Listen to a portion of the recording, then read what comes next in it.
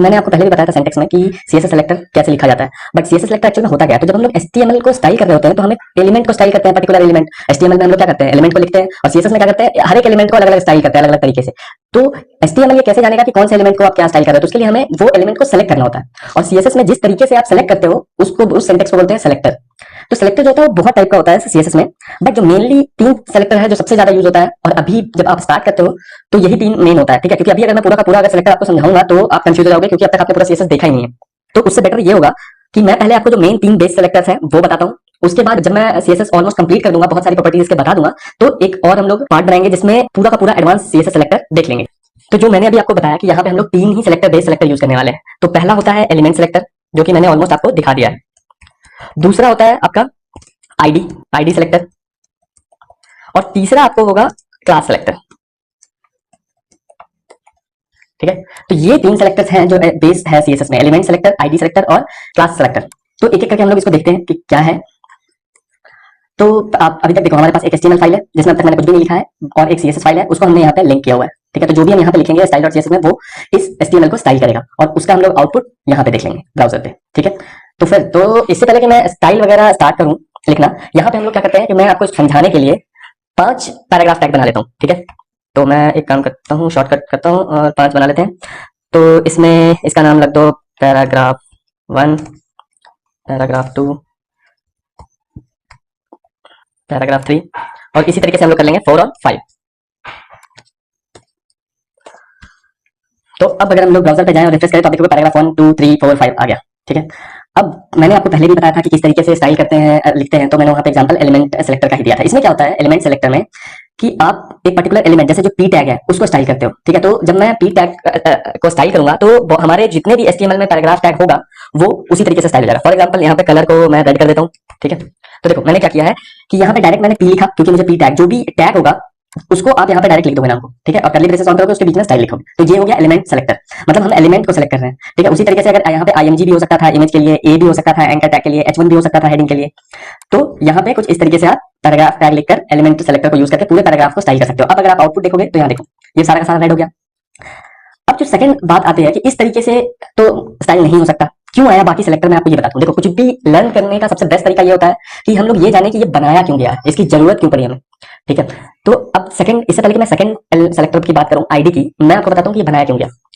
अभी इससे क्या हो रहा है, जो ये मैंने एलिमेंट सेलेक्टर से लिखा है, इससे क्या हो रहा है कि सारे के सारे जो भी पी टैग है वो सारा कलर हो जा रहा है। अब अगर मैं चाहता हूँ कि ये जो थर्ड वाला है इसका कलर ग्रीन हो, तो वो कैसे करेंगे, वो तो नहीं हो पाएगा। तो उसके लिए बनाया गया आईडी। इसमें क्या होता है कि जब हमें एक पर्टिकुलर एलिमेंट को स्टाइल करना होता है, हम पूरे के पूरे सिमिलर एलिमेंट को स्टाइल नहीं कर रहे थे, एक पर्टिकुलर एलिमेंट, ये तीसरा वाला पी टैग, इसको अगर स्टाइल करना है तो हम लोग यहाँ पे यूज करते हैं आईडी सेलेक्टर। तो आईडी सेलेक्टर को यूज करने के लिए आपको क्या करना पड़ेगा कि पहले उस एलिमेंट पे जाना होगा और वहां पे एक एट्रीब्यूट लिखना होगा आईडी, और यहाँ पे आपको उसका आईडी का नाम देना है। जैसे मैं यहाँ पे दे सकता हूँ P3, ठीक है, कि थर्ड वाला पैराग्राफ है, मैंने यहाँ पे इसको एक आईडी दे दिया। देखो अब क्या है, अभी इस पे कोई असर नहीं होगा, अभी अगर आप देखोगे तो ये अभी भी थर्ड वाला रेडी है। अब इस पर्टिकुलर आईडी को इस्तेमाल करके मैं सिर्फ इस पैराग्राफ का कलर चेंज करूंगा, वो कैसे, अब वो देखो। तो उसके लिए जब भी आप आईडी यूज कर रहे होते हो तो आपको क्या करना है हैश, उसके बाद आप उस आईडी का नाम दोगे। तो हमारा नाम क्या है यहाँ पे P3, जो हमने यहाँ पे लिखा है ये रहा P3, तो हम लोग इसको यहाँ पे दे देंगे P3। अब बाकी जैसे स्टाइल करते हैं उसी तरीके से सिमिलर करेंगे, curly braces on, curly braces and, और बीच में हम लोग कुछ भी अपना लिख सकते हैं। तो मैं यहाँ पे क्या करता हूँ, फिर से कलर डालता हूँ, कलर, और इसको हम लोग कर देते हैं ब्लू, ठीक है। देखो मैंने सेव कर दिया। अब मैं ब्राउजर पे जाता हूँ, उसको एक बार रिफ्रेश करता हूँ। अब देखो क्या हो रहा है, ये पर्टिकुलर थर्ड वाला ही सिर्फ ब्लू हुआ है, बाकी कोई ब्लू नहीं हुआ है। तो इस तरीके से हम लोग पर्टिकुलर एलिमेंट को स्टाइल कर सकते हैं। अब आपको लग रहा होगा कि इससे तो हम लोग सब कुछ कर सकते हैं, वाकई आप सब कुछ कर सकते हो, क्योंकि आप हर एक एलिमेंट पे आईडी दोगे और उसको अपने तरीके से स्टाइल करोगे। बट कभी कभी होता यह है कि आप बहुत सारी चीजों को स्टाइल करना चाहते हो, ठीक है। अब मैं यहाँ पे एक और एग्जांपल फिलहाल के लिए आपको लगा देता हूँ। यहाँ पे इसके साथ में एक H1 भी ऐड कर देते हैं, यहाँ पे दे देते हैं हेडिंग, ठीक है। यहाँ पे हमने हेडिंग ऐड कर दिया, इसको रिफ्रेश करते हैं। देखो यहाँ पे हेडिंग आ गया, हेडिंग कलर नहीं हुआ है क्योंकि वो हेडिंग है, हमने तो उसको दिया ही नहीं है। अब क्वेश्चन ये आता है कि कर तो हम सब में सकते हैं, ऐसे आईडी हर एक में लगा दे, H1 P1 P2 P3 P4 P5 ऐसे करके कुछ भी नाम तो कुछ भी आप दे सकते हो, आईडी का कोई फर्क नहीं पड़ता। बट कितना लिखोगे आप, कभी कभी जब आप वेब पेज बनाते हो तो आप देखते हो कि बहुत सारी, जैसे एक बटन बनाया, ठीक है, मान लो एक बटन बनाते हो तो क्या होता है उसका स्टाइल सिमिलर होता है पूरे वेबसाइट पे। आपके वेबसाइट में बहुत सारे ऐसे एलिमेंट है जो बार बार यूज होता है और जिसका स्टाइल सेम होता है, तो उस पर आप आईडी बार बार देके बार बार लिखोगे, तो जब आपको चेंज करना होगा तो हर बार जाके उतनी जगह पे चेंज करोगे आप।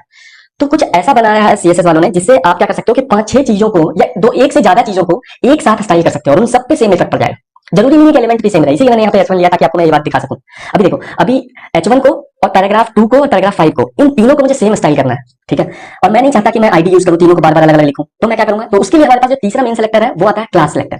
यहाँ पे हमें क्लास लगाना होता है, मतलब क्लास, अब मीनिंग से ही आपको पता चल रहा है कि आईडी एक पर्टिकुलर चीज का होता है। क्लास का मतलब क्या होता है, कैटेगरी। जैसे हम लोग जब स्कूल में पढ़ते तो क्या होता था कि एक क्लास होता था, ये 1B है, सेक्शन बी होता था। जैसे हम क्लास बोलेंगे हमारे बारे में लोगों को कुछ तो पता चल जाएगा कि हाँ ये कौन सा कोर्स पढ़ता है, तो वो जो भी सेम कोर्स पढ़ने वाले हैं वो एक ही में रहते थे। तो उसी तरीके से यहाँ पे सेम स्टाइल लेने वाले एक क्लास में डाल देते हैं हम लोग। तो यहाँ पे हम लोग जैसे हमने आईडी डिक्लेयर किया, सेम उसी तरीके से क्लास डिक्लेयर करेंगे। तो जहां जहां पे हमें यूज करना है वहां पे क्लास एट्रीब्यूट ऑन करेंगे और उसका सिमिलर नाम रखेंगे। तो मान लो कि मुझे इसको करना है ब्राउन, ब्राउन, हाँ आप ब्राउन कर लो या ग्रीन कर लेते, ग्रीन कर लेते हैं, चलो ठीक है। तो इस H1 में हम लोग एक क्लास ऐड करेंगे, क्लास लिखा, ऑन किया, अब इसका एक नाम देंगे, तो नाम हम कर लेते हैं ग्रीन, ठीक है, ग्रीन टेक्स्ट। हमने इसका नाम रख दिया ग्रीन टेक्स्ट। देखो ना, प्रोग्रामिंग जब भी करो आप तो नेमिंग आपका ऐसा होना चाहिए कि देखते के साथ पता चल जाए कि क्या है। आप यहाँ पे एक्स वाई जी भी कर सकते हो, उससे क्या होगा, कोई फर्क नहीं पड़ा, काम पे कोई फर्क नहीं पड़ेगा। बट जब दोबारा आओगे आप या कोई और आएगा तो समझ में नहीं आएगा कि ये क्यों लिखा है। लेकिन अगर आपने ये क्लास ग्रीन टेक्स्ट लिखा है तो उसको देख के समझ में आ जाएगा कि अच्छा ये टेक्स्ट को ग्रीन करने के लिए आपने लिखा था। तो ये चीज को बहुत ज्यादा मायने रखना है आपको, कि मीनिंगफुल नेम देना है जिससे आप समझ सको कि हम कर क्या रहे हैं, ठीक है। ज्यादा लंबा भी नहीं करना है बट मीनिंगफुल देने की कोशिश करना है। तो देखो हमने क्लास लिख दिया, अब लेकिन हमें करना तो था इस P2 को भी और P5 को, तो इन दोनों में भी सेम क्लास ऐड कर दें। तो कुछ नहीं करना है, इसको कॉपी किया और P2 में भी पेस्ट कर देते हैं और P5 में भी पेस्ट कर देते हैं। और अब यहाँ पे CSS में जाते हैं और यहाँ पे हम लोग क्लास सेलेक्टर लिखेंगे। तो क्लास सेलेक्टर लिखने के लिए आईडी में आपने देखा होगा हैश या फाउंड का यूज किया था हमने, लेकिन यहाँ पे हम लोग क्या यूज करेंगे, डॉट।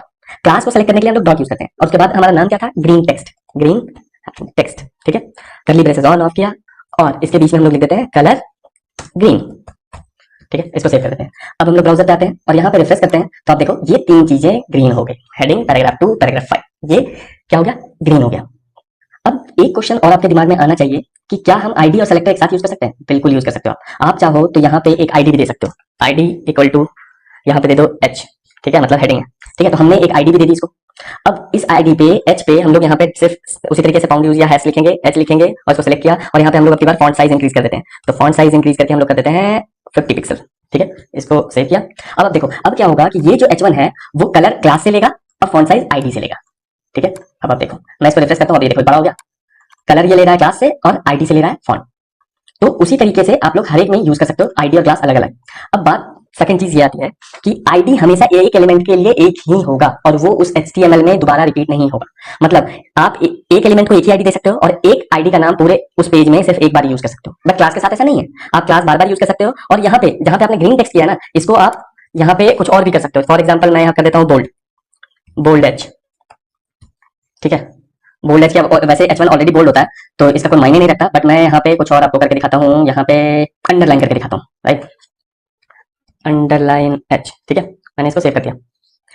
तो अब देखो अब मैंने दो क्लास यूज कर लिया है, तो 2 या 3 या 5 जितने मर्जी आप क्लास एक एलिमेंट में यूज कर सकते हो स्पेस देकर। ये जो स्पेस है यही डिफरेंशिएट करता है कि अगला क्लास स्टार्ट हो गया। तो हमने क्या किया, H1 को 2 क्लास और एक आईडी दिया हुआ है। बट आईडी हम ऐसा नहीं कर सकते कि एक और स्पेस देके एक और आईडी दे दिया, नहीं, ऐसा नहीं हो सकता। आईडी हमेशा एक ही रहेगा एक एलिमेंट के लिए और पूरे HTML में एक नाम का आईडी एक ही बार होगा। बट क्लास के साथ बिल्कुल अपोजिट है, क्लास एक ही नाम बार बार यूज हो सकता है और एक एलिमेंट एक से ज्यादा भी क्लास रख सकता है। जैसे यहाँ पे हमने 2 क्लास यूज किया, अब आप देखो दोनों ही काम करेगा। अब मैं इस अंडरलाइन H को कॉपी कर लेता हूँ और स्टाइल में जाता हूँ और यहाँ पे क्लास के लिए मैंने क्या बताया था, डॉट लिखना है, नेम डालना है उस क्लास का और उसके बाद कर्ली ब्रेसेस ऑन ऑफ और यहाँ पे आप स्टाइल कर सकते हो। अभी जो मैं स्टाइल लिख रहा हूँ ये मैं आपको बताऊंगा, तो इस पे आप स्ट्रेस मत डालो, आप बस अभी सेलेक्टर देखो। तो स्टाइल अंडरलाइन स्टाइल करने के लिए हमारे पास एक और CSS होता है, उसको बोलते हैं टेक्स्ट डेकोरेशन अंडरलाइन, ठीक है। इसको सेव कर दिया मैंने।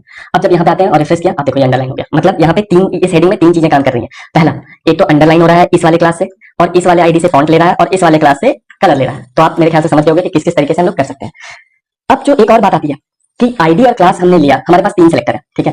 एक तो एलिमेंट सेलेक्टर है, दूसरा है आईडी सेलेक्टर, तीसरा है क्लास। अब मैं ये कहना चाहता हूँ कि एक ही एलिमेंट पे अगर तीनों सेलेक्टर लगा दिया जाए तो कौन ज्यादा वैल्यूएबल होगा, ये बात, ये इंपॉर्टेंट है। फॉर एग्जाम्पल अगर मैं यहाँ पे P को रेड हटाकर H कर देता हूँ, ठीक है, H1 कर देता हूँ, H1 सेव कर दिया। अब इस देखो अब इस H1 पे एक एलिमेंट सेलेक्टर भी लगा हुआ है, एक आईडी सेलेक्टर भी लगा हुआ है और 2 क्लास सेलेक्टर भी लगा हुआ है। मतलब एक ही रख लेते हैं। अभी फिलहाल के लिए मैं काम करता हूँ, इसको हटाता हूँ ताकि आपको कंफ्यूजन ना हो। मैं अंडरलाइन वाला हटा देता हूँ, ठीक है। अब आप देखो ये तीनों सेलेक्टर जो मैंने बताया वो H1 पे काम कर रहा है, लेकिन अब तीनों में मैं क्या करूंगा कि सिमिलर चीजें कर देता हूँ, कलर ही डाल देता हूँ ताकि कंफ्यूजन ना हो, ठीक है। ये P3 हटा देता हूँ मैं यहाँ से। अब ये देखो मैंने सेव कर दिया। अब यहाँ पे कलर डाल देते हैं हम लोग, यहाँ पे ब्लू, ब्लू सेव कर दिया। अब देखो एक ही एलिमेंट पे तीनों सेलेक्टर लगा हुआ है, लेकिन वैल्यू किसको ज्यादा मिलेगा? पहले मैंने आपको बताया था क्या कि जो सबसे नीचे रहेगा वो मिलेगा, लेकिन वो तब होता है जब आप सेम चीज पे बात, सेम चीज, जैसे मैं अगर इसी H1 को यहाँ पे फिर से लिखूं ये और यहाँ पे लिख दूं येलो, तो ये नीचे वाला येलो काम करेगा। बट अगर सेलेक्टर अलग अलग है तो ऑर्डर मायने नहीं रखता है, सेलेक्टर का प्रायोरिटी मायने रखता है।